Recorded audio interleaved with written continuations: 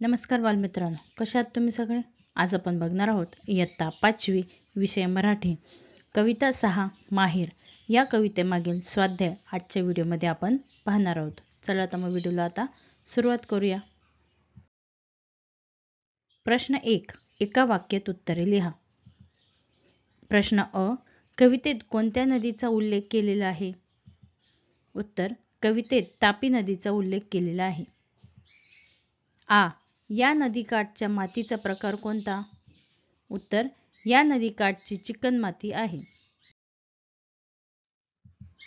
प्रश्न ई. कवितेतील स्त्री सोजीचे लाडू कशात बांधणार आहे?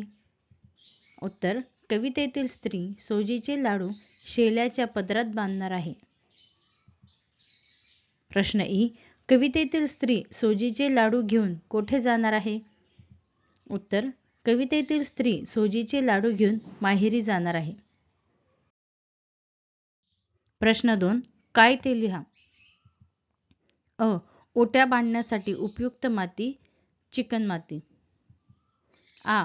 लाडू बांधण्यासाठी उपयुक्त पीठ सोंजीचे. ई. बहिणीला नेण्यासाठी भाऊ आणणार असलेले वाहन रथ. प्रश्न 3. चिकणमाती बघून कवितेतील माहेरवाशिनीला एकातून एक कल्पना सुचत गेल्या. त्या कल्पना तुमच्या शब्दात क्रमाने सांगा. उत्तर. चिकणमातीचा ओटा, ओट्यावर जाते मांडणे, जात्यावर सोजी दळणे, सोजीचे लाडू, लाडू शेल्यात बांधणे, भाऊराया येईल रथ आणील.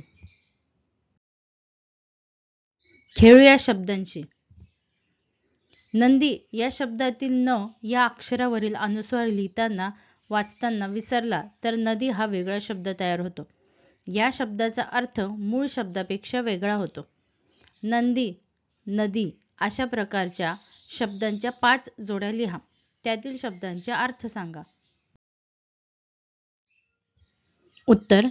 कंथा गोधडी, कथा गोष्ट, मंद हळू, मद गर्व, कंप थरथरणे, कप चहा पिण्याचे साधन, दंगा मस्ती, दगा फसवणूक, कुंडी मातीचे भांडे, कुडी शरीर, खोंड तरुण बैल, खोड दोष झाडाचा बुंदा, गंड गर्व, गड किल्ला, जंग लढाई, जग दुनिया.